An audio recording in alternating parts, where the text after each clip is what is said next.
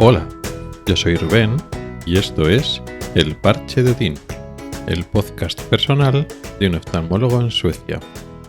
Este es el episodio 135 y vamos a hablar de los motivos por los que hay fuga de médicos desde España. La idea del episodio de hoy ha surgido a través de que he leído críticas de la fuga de médicos de ahí a través de diversas noticias sobre, medidas políticas que quieren intentar parar esa fuga de médicos. Medidas políticas que a mi juicio son totalmente inadecuadas. Entonces ha habido personas, médicos sobre todo, que han criticado esas medidas donde quieren retener a la fuerza y coaccionando a los médicos. Y esas respuestas de los médicos a su vez han sido criticados por redes sociales por otras personas que por supuesto veían mal la fuga de médicos, cosa que es lógico, todos deberíamos ver mal como concepto que haya mucha fuga de médicos porque es un síntoma de que un sistema está mal, pero en su caso las críticas se vertían en los propios médicos que se iban o se querían ir. Entonces voy a aprovechar el episodio de hoy para hablar un poco de esas críticas y aprovechando el tema, aclarar un poquito los motivos por los que muchos médicos se van, un poco los motivos generales. Porque yo creo, a través de, no solo estos diálogos en redes sociales, sino por más información lateral, que a veces esos motivos no se entienden correctamente. Una de las críticas más habituales que se pueden leer hacia los médicos que se van cuando recién se han formado, tanto como médicos o como especialistas, es que deberían cobrar a estos médicos el dinero invertido por todos, por la administración pública y por tanto por todos los españoles, por la formación. Hay que partir de la base de que eso es falso, porque ese trabajo o esa compensación ya ocurre sobradamente durante la residencia. La residencia son unos años que son por una parte de formación, pero que por otra parte estás trabajando y está muy mal pagada. Así que si fuera esto que te dan y tienes que devuelves ya con creces. De hecho, pues muchos hospitales, las urgencias y muchos servicios se mantienen en gran parte gracias al trabajo de los residentes, que están muy mal pagados, y si los residentes desaparecieran de golpe, pues los servicios de urgencias y muchos servicios, muchas partes de especialidades, simplemente colapsarían y no podrían funcionar. Y ahí ya los residentes están obligados a cobrar muy por debajo de la responsabilidad que van cogiendo poco a poco, pero saben que es un periodo de 4 o de 5 años y luego ya después pues tiene su título de médico y tiene más libertad para decidir sobre su futuro ya estando adecuadamente formados. Pero aunque fuera verdad, vamos a suponer que sí, que tú has invertido un tiempo, unos recursos en formar a una persona y que no es como el caso de los médicos que durante la residencia ya hemos devuelto con creces ese dinero o esa inversión. Esto pasa también en otros sectores, en las empresas. También ocurre de que llegan personas, los formas en unos meses y luego esas personas deciden irse. Y entonces tenemos que pensar, obligar a esa persona, creo que estamos confundiendo un poco cómo funciona el modelo de trabajo, los derechos laborales o el sistema capitalista. Esto no es un sistema esclavista, esto es un sistema de derecho laboral. Y entonces en una empresa, si se te van, pues tendrás que hacer atractivo para que se queden. No les estás regalando una formación. Les estás formando porque te interesa, porque necesitas tener trabajadores formados. Y es obligación tuya, como empresa o como administración o como sistema sanitario, 1, formarlos y 2, hacer el puesto atractivo, hacer las condiciones de trabajo atractivas para que se queden, porque la gente es libre. O dicho de otro modo, el hacer una inversión inicial en una persona no justifica el maltrato profesional después. No te están regalando la formación por generosidad. Es una necesidad. La administración necesita médicos, lo mismo que las empresas necesitan trabajadores cualificados, con lo cual es el interés mutuo. Sin embargo, esto cada vez se entiende menos. Y es curioso que he leído propuestas de ese tipo de incumplir o menoscabar los derechos de los trabajadores mucho desde el sector de la izquierda, desde los sectores políticos de la izquierda, que se supone que deberían respetar más a los trabajadores, pues están planteando normativas que obligan a permanecer unos años después de la residencia. ¿Qué es lo que van a conseguir? Pues nada, que los médicos se vayan antes de hacer la residencia. Fíjate qué fácil.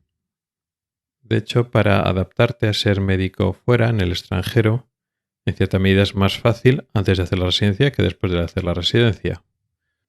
Otras críticas es aludiendo a que los médicos, la fuga de médicos se van por dinero. Pues bueno, es una respuesta despectiva, ¿no? Decir, pues que les aproveche, son unos mercenarios. Curiosamente, aquí también da un giro curioso porque he leído esas críticas de sectores de la derecha, de los perfiles liberales, cuando esperaba que esas críticas vinieran desde la izquierda. Entonces, claro, estamos hablando de personas, pues eso, liberales de derechas con doble moral, ¿no? Defienden un modelo capitalista, pero no. Pero los médicos tienen que ser un servicio de mucha calidad, pero con un sueldo de funcionarios mal pagados por el Estado. Y ya con esto de que estamos ya hablando del dinero, de que se van por dinero, es momento de irnos metiendo en por qué se fugan los médicos de España en el momento actual. Por supuesto, cada cual tiene su motivo, pero podemos hacer generalizaciones porque hay muchas cosas que tenemos en común todos los médicos que nos hemos ido de España. Puede dar la sensación de que es solo por dinero y no, es un concepto erróneo. También es un concepto erróneo lo que cobra un médico en España. Es verdad que un médico especialista con las guardias consigue un sueldo mejor que otros trabajadores, sobre todo comparados con menos cualificación.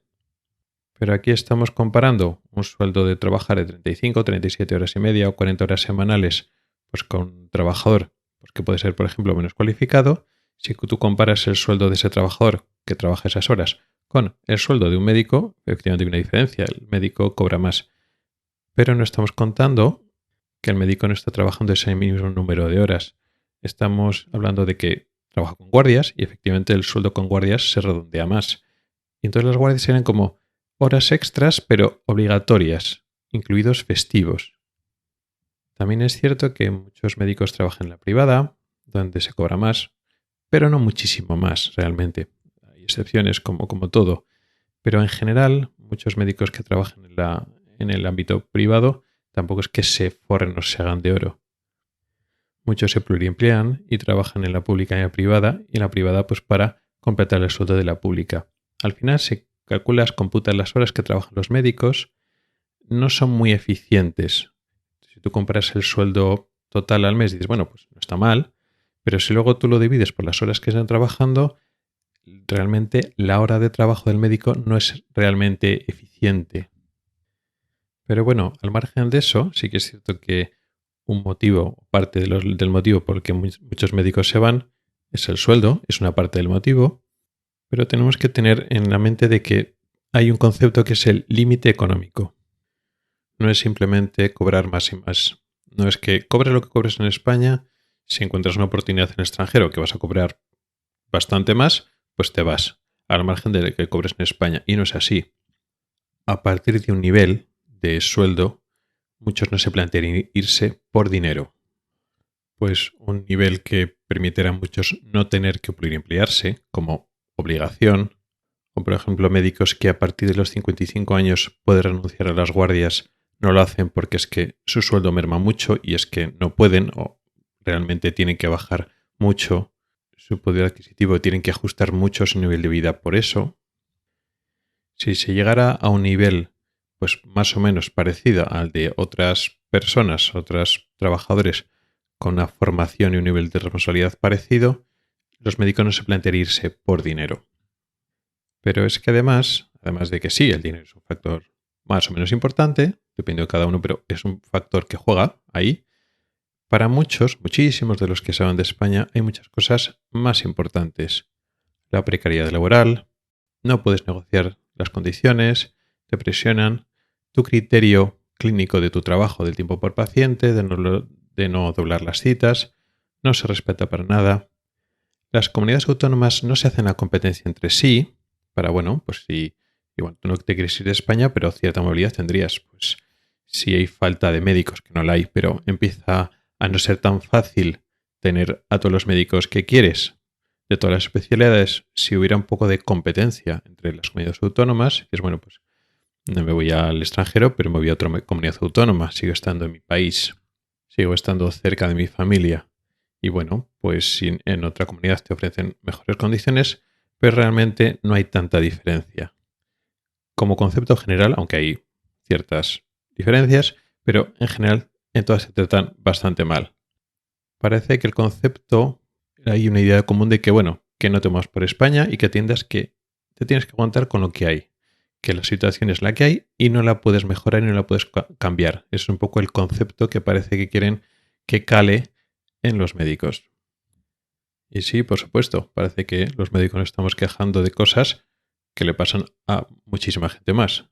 Lo de la precariedad, malas condiciones laborales, recibir presiones, es lo normal en muchísimos sectores.